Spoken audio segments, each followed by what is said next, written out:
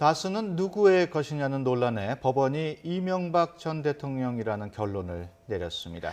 이명박 전 대통령 1심에서 징역 15년에 벌금 130억 원을 선고받았는데요. 전국 상황 강선우 전 민주당 부대변인 김우석 미래전략연구소 부소장과 함께 살펴보겠습니다. 어서 오십시오. 안녕하십니까. 네. 이명박 전 대통령 1심 선고에서 징역 15년의 중형을 받았습니다. 재판장인 정계선 부장판사의 말을 직접 들어보겠습니다. 피고인은 다스를 실소유하면서 장기간에 걸쳐 246억 원가량을 횡령한 사실이 드러나게 되었는 바 범행 당시 이미 국회의원, 서울시장으로 활동하고 있었다는 점에서도 죄질이 매우 좋지 않습니다. 모두 부인하면서 오히려 피고인을 위해 일했던 측근들이 자신들의 이익을 위하여 이 사건 범행을 저지른 것이고 자신은 개입되지 않았는데 모함하고 있다고 주장하는 등 책임을 모두 전가하는 태도를 보이고 있습니다. 이러한 점을 모두 종합하면 피고인에 대하여 그 책임에 상응하는 엄중한 처벌은 불가피합니다. 판결을 선고하도록 하겠습니다. 피고인을 징역 15년 및 벌금 130억 원에 처한다. 피고인이 위 벌금을 납입하지 아니하는 경우 3년간 피고인을 노역장에 유치한다. 피고인으로부터 82억 7,070만 3,643원을 추징한다. 네, 방금 보신 것처럼 다스의 실소유주는 이명박 전 대통령이라면서 중형을 내렸습니다. 법원의 판단 어떻게 보셨습니까? 예상했던 대로 나왔고요. 사실 네. 지금 분위기로 봐가지고는 그 다스가 누구 것이냐라고 하는 11년 묵은 질문에 대해서 대답을 안 할 수는 없었겠죠. 네. 그리고 지금 1심이긴 하지만 상당 부분 거기에 대해서도 사회적인 공감대가 있기 때문에 이건 수용할 수밖에 없습니다. 문제는 제가 보기에는 지금 판사께서 말씀하신 여러 가지 대체적으로 납득이 되는데 문제는 지금 여러 번에 걸쳐서 방어권을 부인하는 듯한 말씀도 네. 하시고 만약에 책임을 인정했다고 하면 형량이 낮아질 수도 있었느냐 이런 질문도 가능하기 때문에 네. 지금 전체적으로 우리나라 재판이 가지고 있는 약간 영감님의 분위기 이런 분위기가 좀 지금도 계속되는 것 같아서 좀 안타까운 측면이 있습니다. 네, 강 부대변인께서는 어떻게 보셨습니까? 저는 사필 기정이고 동시에 만시지탄이라고 생각합니다. 사실 이 다스 관련 다스 소유자가 누구냐에 관련된 것이 문제가 불거진 게 07년부터 불거진 문제 아닙니까? 그럼 지난 10년 넘게 우리 사회가 치렀던 비용을 생각하면 만약에 그 당시 검찰 수사나 아니면 특검 수사가 더 좀 촘촘하게 이루어졌었더라면 많은 부분이 바뀔 수 있었다는 생각을 하면은 만시지탄이라는 생각이 들고요. 네. 정계선 부장판사가 판결을 내리면서 그런 얘기를 했어요. 그 다스가 이명박 전 대통령 것이라는 것이 굉장히 넉넉하게 인정이 된다는 얘기를 했습니다. 네. 그래서 이 사건 같은 경우는 그 측근들 진술이 굉장히 핵심적인 역할을 했다고 봐요. 예를 들면 김백준 비서관이라던가 김희성 부속실장 아니면 이팔성 회장의 그런 비망록이 핵심 증거가 되었고 그리고 그를 뒷받침하는 증거도 물론 굉장히 충분했던 걸로 보이고요. 그리고 이명박 전 대통령이 이 다스를 설립하는데 자금을 대고 그리고 또 인사도 관여를 하고 네. 또 정기적으로 경영 상황도 보고를 받고 그럼 또한 그 다스의 미국 소송 비용도 그 삼성이 이건희 회장의 어떤 사면을 기대하면서 그런 대가성으로 뇌물을 주지 않았습니까? 그럼 모든 상황을 따져볼 때 다스가 이명박 전 대통령이라는 그런 증거는 차고 넘쳤죠. 근데 이명박 전 대통령이 지난달 최후 진술하면서 그런 말씀하셨어요. 부당하게 돈을 받은 적이 전혀 없고 그리고 사익을 탐할 일도 없다고 그렇게 최후 진술을 했는데 네. 그 최고 지도자의 권력을 본인의 사익을 추구하는데 이용을 한 그런 사건이죠. 그래서 그 최후 진술마저도 굉장히 무색해지는 그런 판결이었습니다. 네, 혐의가 16개였는데 7개가 유죄로 나왔어요. 어떻게 보십니까? 예.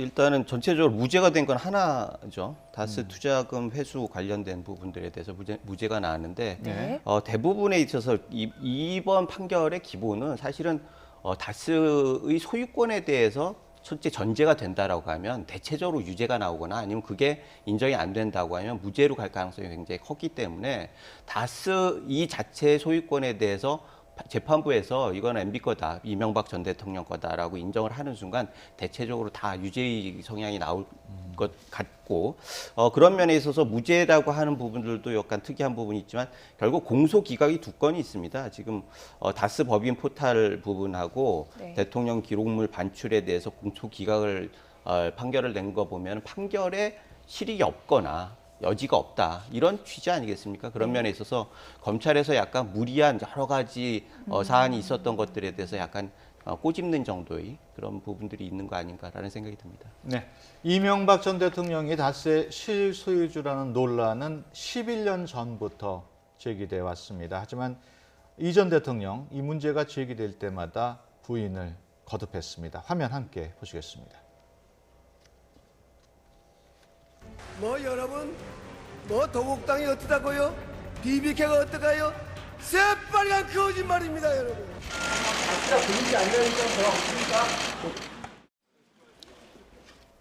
네, 보신 것처럼 검찰 수사 착수 때부터 정치 보복이라고 주장을 했던 이 전 대통령 어제 재판에는 출석하지 않았습니다. 다만 선거 결과에 대해서는 실망감을 토로했다.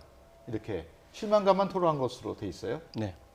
사실 그 장문의 그 반론문을 계속 보내고 실질적으로 여러 번 재판에 박근혜 전 대통령과 다르게 참여해서 적극적으로 소명을 했음에도 불구하고 본질적으로 주식 하나도 안 가지고 있고 배당금도 안 받았던 회사의 주인이라고 얘기한다라고 하면 당사자 입장에서는 억울하겠죠. 네. 그럼에도 불구하고 지금 이 부분에 대해서는 아까 얘기했듯이 국민들이 몰라서 지지했던 건 아니에요. 그럴 수 있겠다라고는 생각이 있었지만 뭔가 정치를 잘하고 국민들을 위해서 뭔가 의미 있는 일을 해줄 수 있겠다라고 생각을 했기 때문에 대통령을 만들었다고 저는 생각을 해요. 그럼에도 불구하고 여러 가지 정치적인 흠결이나 이런 부분들로 그러한 양해를 상쇄하지 못했고 또 하나는 정치인은 역시 덕으로 하는 겁니다. 그런데 지금 아까 뭐 우리 부대변인께서 말씀하셨지만 측근들의 진술이 대체적으로 유죄의 근거가 된 관계로 보면은 덕을 가지지 못했다라고 하는 게 결정적인 패착이었던 것 같고 그런 면에서 우리나라의 지도자들이 얼마나 이렇게 뭐를 해야 하고 뭐를 하지 말아야 할 건가라고 하는 부분들에 대해서 아주 선명하게 드러내는 판결이었다 이런 생각이 듭니다. 네.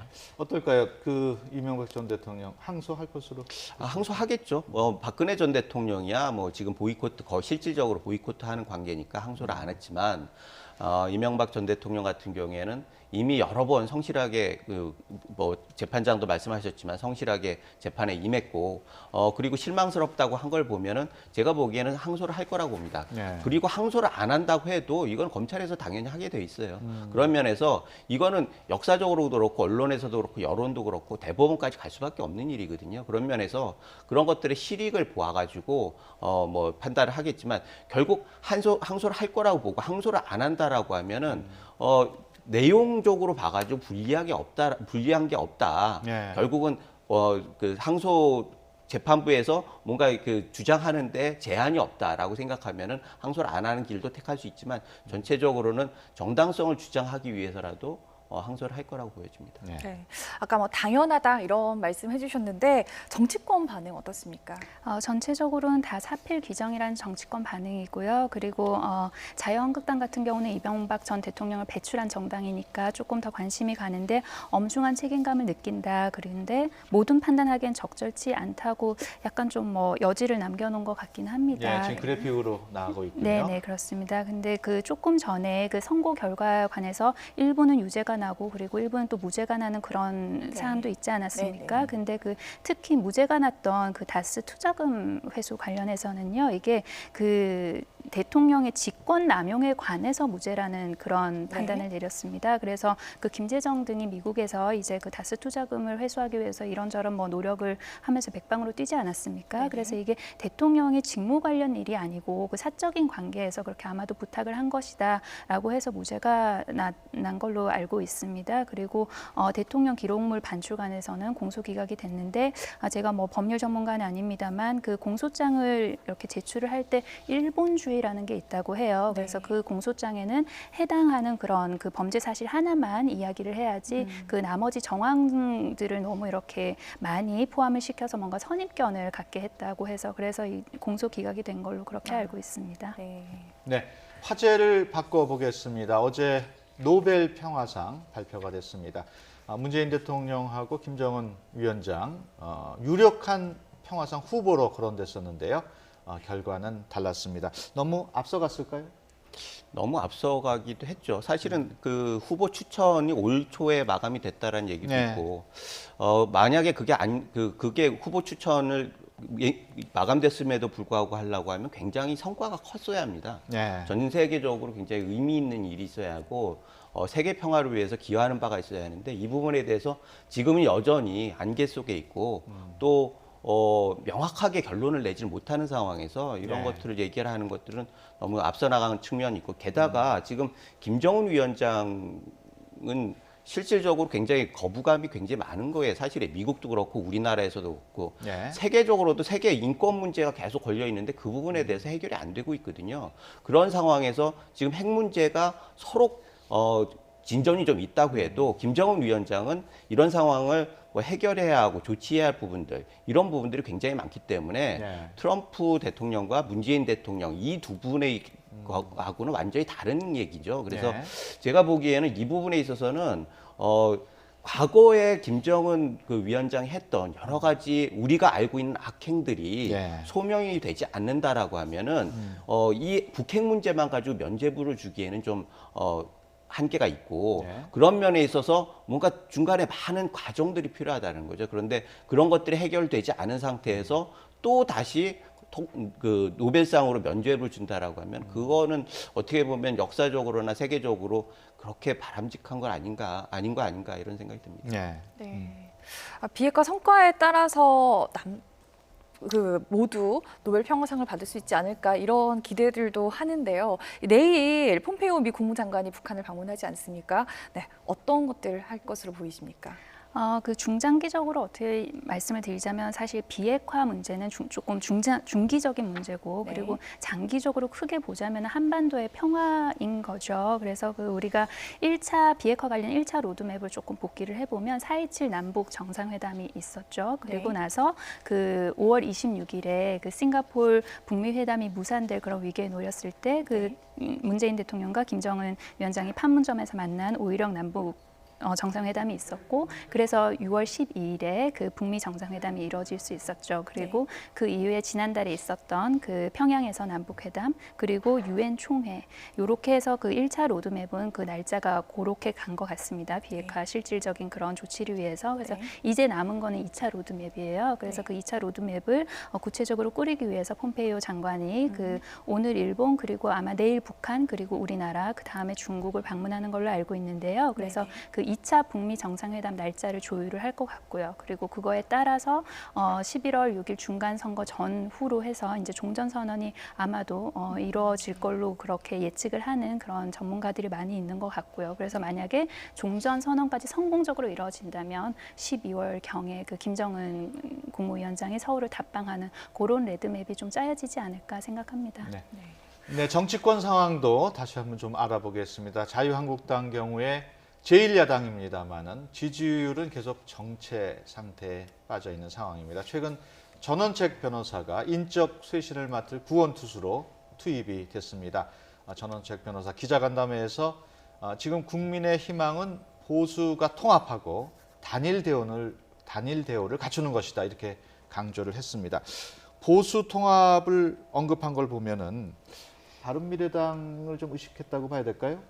지금 보면은 현실적으로 양측에서 다 물론 그 한국당에서는 적극적으로 다 얘기를 하지만 바른미래당 같은 경우에는 흡수되지 않겠다 네. 이런 얘기를 하고 선결 요건들이 해결되지 않았기 때문에 결과적으로 합칠 수 없다라고 하는 얘기들을 하는데 이 부분에 대해서는 어찌 됐든 총선 전에 이런 논의가 계속될 수밖에 없습니다. 네. 게다가 지금 김병준 체제 같은 경우에는 특별하게 성과를 낼 게 없거든요. 그런데 만약에 다음 전대에서 통합 전대를 할 수 있다라고 하면 그러면 그건 굉장히 중요한 성과입니다. 그러면 그 이후에 정치적인 미래도 열리는 거고요. 네. 그런 면에서 김병준 시스템에서는 굉장히 중요한 이슈가 될 수밖에 없고 그래서 전원책 변호사를 모셔다가 일정 정도 정지 작업을 같은 걸 하는 것 같아요. 정지 작업을 하는 이유는 결국 통합 정대를 하려고 하면은 지역구가 굉장히 합치면은 지역을 분배를 해야 하는데 상당 부분 여기에 대해서 정지 작업이 사전에 필요하고 그런 면에서 이건 어떻게 보면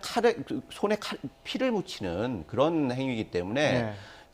비대위에서는 어떻게 보면 약간 비겁할 수도 있지만 직접 손에 피를 묻히지 않겠다라고 하는 예를 들자고 하면 전원택 변호사를 비대위원으로 해가지고 그 조항특위위원을 같이 시켜가지고 한다. 이렇게 하면은 그래도 나름대로의 책임감의 발로다 이렇게 볼 수는 있지만 예. 비대위원의 자리가 엄연히 비어 있음에도 불구하고 그런 것들 안 한 거 보면 일정 정도 정치적 부담을 최소화하겠다라고 하는 생각을 가지고 있는 것 같아요. 그런 면에 있어서 이번 통합 이 지도부나 또 그 지금 전옥재 변호사나 목표는 하나입니다. 통합 전대를 이루냐 못 이루냐. 그래서 네. 그것이 가능한지 여부에 따라서 전당대회 시기도 결정될 수 있을 것 같아요. 지금 네.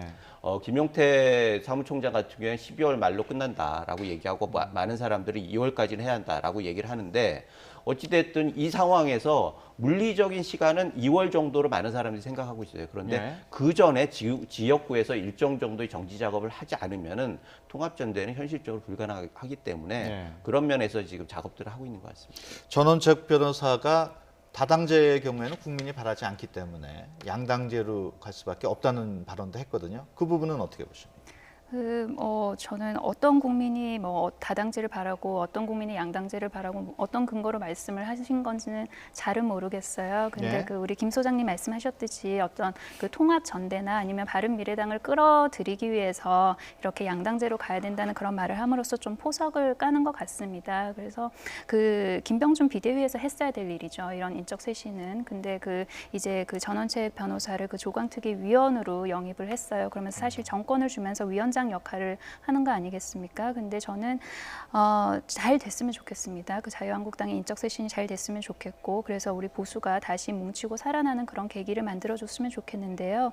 근데 이게 구조적으로나 시기적으로 이렇게 좀 잘 될 수 있을까에 대해서는 좀 사실 의문이 들고 회의적입니다. 그 어떤 인적 쇄신을 위해서 뭔가 그 총선을 앞두고 있는 그런 시기도 아니고 그렇기 때문에 이런 그 모티베이션이나 이런 게 좀 상대적으로 약할 수밖에 없는 상황이고요. 그리고 전원책 변호사에게 그 칼자루를 쥐어줬다고 하는데 저는 어떤 권한을 어떤 권력을 이양을 했는지 자세히는 모르겠습니다만 이렇게 겉에서 보기에는 칼자루를 쥐어줬다기보다 김병준 비대위원장, 김용태 사무총장이 인적 쇄신이 어려우니 약간 폭탄 돌리기를 한 게 아닌가. 그래서 지금 전원책 변호사가 쥐고 있는 게 칼자루냐 폭탄이냐에 대해서는 조금 더 생각을 해봐야 될 것 같습니다. 알겠습니다. 네. 시간 관계상 여기서 줄여야 되겠습니다. 지금까지 강선우 전 민주당 부대변인, 김우석 미래전략연구소 부소장과 함께 얘기 나눴습니다. 오늘 말씀 고맙습니다. 고맙습니다. 감사합니다.